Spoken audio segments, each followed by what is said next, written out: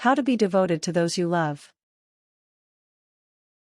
The concept of devotion is one often reserved for spiritual commitments. The way we feel about our loved ones, however, can easily be described as spiritual. Being devoted to those you love begins by searching within, discovering what devotion means to you, and seeking ways to put it into practice. It involves learning new ways to communicate. It involves expressing your devotion in subtle ways. In short, being devoted to those you love means learning to lead with your heart. Method 1: Finding devotion within yourself. 1. Define devotion. The Merriam-Webster Dictionary defines devotion as a strong feeling of love or loyalty. The term devotion is most often used to describe religious fervor or spiritual commitment. If you seek to be devoted to the ones you love, begin by asking yourself what exactly devotion means to you. 2. Start a devotion journal. You can begin your journey towards devotion by starting a devotion journal. This is a place for you to begin to understand what devotion means for you and how you can put your devotion into practice. Commit to spending 15 minutes each morning writing in your devotion journal. Each day, list 5 reasons you are grateful for the ones you love. Each day, list 3 ways you can communicate that gratitude. Each day, finish this sentence: to me, devotion means underscore underscore underscore underscore underscore underscore underscore underscore underscore dot. 3. Cultivate enthusiasm for those you love. Enthusiasm is the fuel that motivates devotion. In order to cultivate enthusiasm, you must dedicate yourself to something, a cause, that moves beyond your self-interest and that you feel strongly about. Perhaps your cause is as simple as making your loved one happy, or helping his or her day to run more smoothly. Allow your commitment to this cause to create enthusiasm and enhance your devotion. First, work to identify your cause. Do you feel passionate about making your loved one feel safe? Do you feel strongly about bringing laughter into your home? Next, do something each day that works toward your cause. Maybe a text message from you every day at lunchtime would help your loved one to feel safe and secure. Perhaps playing some innocent practical jokes could bring some joy and laughter into your home. 4. Work to accept those you love for who they are. A major component of devotion is acceptance. This means embracing your loved ones where they are at today, and not expecting them to be anything different. Don't imagine them as some better version of themselves, see them for who they are and love them. Work to phase out the word should, and the attitude behind it.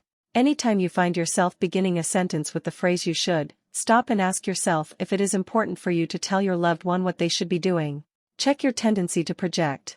Whenever something about a loved one is bothering you, a bad habit, an annoying tendency, stop and take a look in the mirror. Could it be that this behavior gets under your skin because it is something you also do? Identifying this can diffuse the annoyance and put it aside. See the beauty in your loved ones today. Stop and appreciate something special about them that delights you. 5. Put the needs of your loved ones first. A pillar of devotion is the ability to put the needs of others before your own. This act is simple, but it is one that requires practice.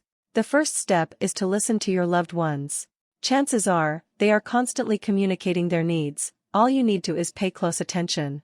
Then, consider how you can meet their needs, even when, or especially when, this means that your own needs must wait. For example, this can be something as small as allowing them to watch the television program they want to, even when something you want to see is on, or going to a restaurant you don't like, but they do. Alternatively, this could be something big, like allowing their elderly parent to move in with you. Although this may make your life difficult, it will make the life of your loved one a little better. Make sure that you balance the needs of your loved ones with your own needs, or you may start to become resentful. For example, if you let a loved one watch a television program even though there is something that you want to watch on at the same time, then make sure that you get to watch your program the next time you watch TV together. Method 2: Communicating devotion. 1. Speak words of admiration. Relationship counselor Gary Chapman explains that there are 5 emotional love languages. Understanding these 5 languages provides you with 5 different ways to express devotion for your loved ones.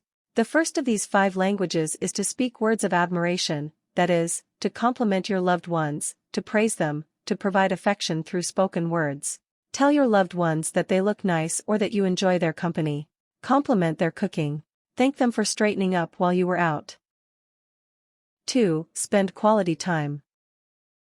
The next of the 5 love languages involves spending quality time together.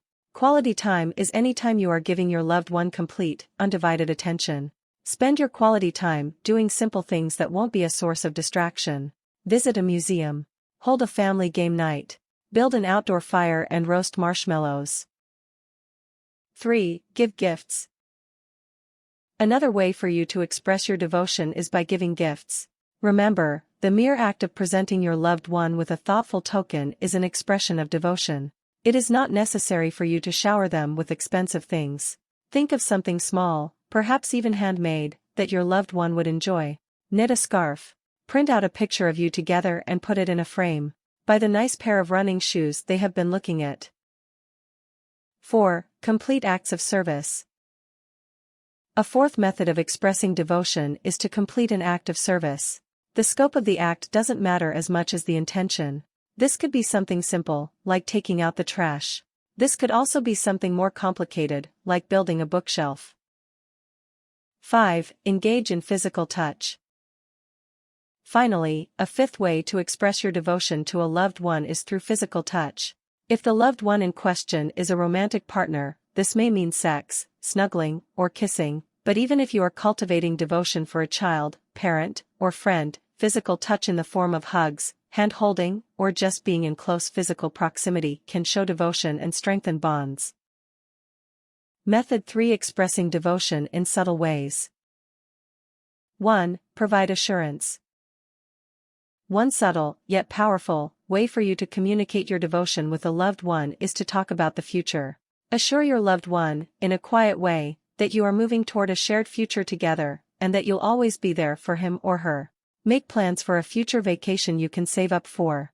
Talk about what you will do after a big life change, after we finish school, after the kids go to college, after I get this promotion, etc. 2. Express your gratitude. You can simultaneously communicate your devotion and fortify it within yourself by expressing your gratitude on a regular basis. Aim to tell your loved one something you are grateful for, something about them, or something they have done, each and every day. 3. Practice self-disclosure. An important component of being devoted to someone involves allowing yourself to be vulnerable.